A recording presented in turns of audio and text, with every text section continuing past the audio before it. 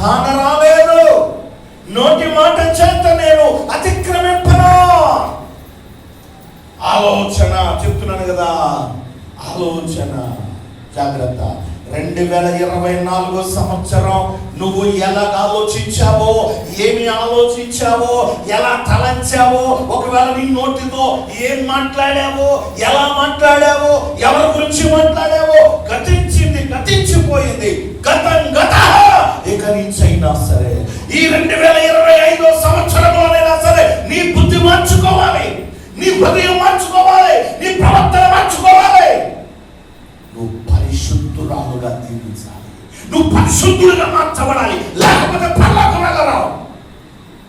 పరలోకం ఎవరికంటే పరిశుద్ధులకు మాత్రమే. నువ్వెన్ని కానుకలవి, నువ్వెన్ని కానుకలు చేయి, నువ్వు ఏమి చేసినా సరే నీ జీవితం పవిత్రంగా ఉన్న